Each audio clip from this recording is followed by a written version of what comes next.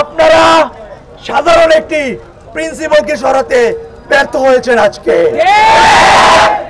আমাদের দাবি বাস্তবায়ন হওয়া না পর্যন্ত এই বলে অবগত করছি আপনাদের, আগামীকাল আমাদের অসহযোগ আন্দোলন এবং কর্মসূচি বজায় থাকবে।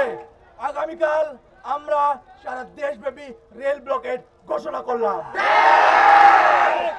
এই দেশের সংস্কারে, এই জাতির সংস্কারে কারিগরি শিক্ষার্থীদের ভূমিকা যদি আপনারা তুচ্ছ তাচ্ছিল্য করেন, দেশের উন্নয়ন কখনোই সম্ভব না।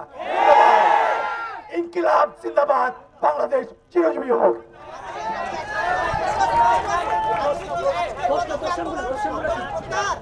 জি, আজকের মতো আমাদের কর্মসূচি আমরা এখান থেকে প্রত্যাখ্যান করলাম।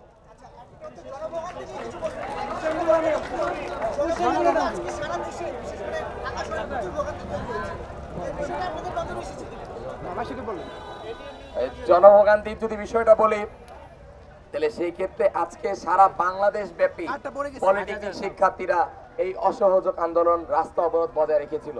তাই সরকার পক্ষের আমাদের অধিদপ্তর, আমাদের মন্ত্রণালয়কে দ্রুত আমাদের দাবির পক্ষে কর্ণপাত করতে হবে, দ্রুত এগুলো বাস্তবায়নে পদক্ষেপ নিতে হবে। এটার সময় আগামীকাল থেকে, এবং এটার সময় আমাদের কারিগরি ছাত্র আন্দোলন বাংলাদেশের যে পেজ রয়েছে, কেন্দ্রীয় পেজ, সেখানে জানিয়ে দেওয়া হবে। জি, সারা বাংলাদেশের সকল পলিটেকনিক ইনস্টিটিউট একযোগে রেল ব্লকেট পালন করবে।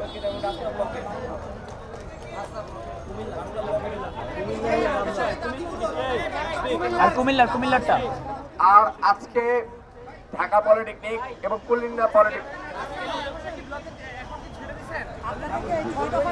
ছেড়ে দিয়েছি। এই 6 দফা দাবিতে মানে রেল ব্লকেটটা কি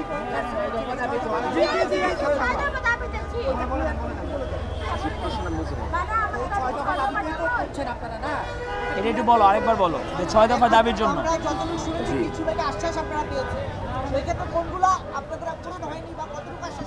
যে আশ্বাসগুলো কথা বলা হচ্ছে, সেগুলো মাঠ পর্যায়ে এখনো বাস্তবায়ন পায়নি। সেগুলো বলা হচ্ছে এটা করা হবে, ওটা করা হবে, এটা করা হয়েছে, তোমাদের নিয়ে অনেক পরিকল্পনা, কারিগরি শিক্ষা অনেক উন্নয়ন হবে, অনেক কথা। কিন্তু তার ব্যাপার হলো মাঠ পর্যায়ে যে বাস্তবায়নটা, ওই বাস্তবায়নটা আমরা এখন পর্যন্ত দৃষ্টিগোচর হয়নি, আমরা দেখতে পাইনি। তো সেই ক্ষেত্রে আমরা কোনো আশ্বাসে বিশ্বাসী না। বাস্তবায়ন ছাড়া আমরা কোনোভাবেই রাজপথ ছাড়বো না।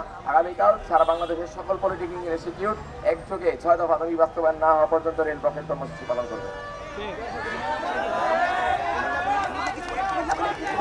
কুমিল্লা পলিটেকনিক ইনস্টিটিউটে যে হামলা হয়েছে, আমরা রাষ্ট্রপক্ষের কাছ থেকে দ্রুত সম্ভব এটা তদন্ত দাবি করছি।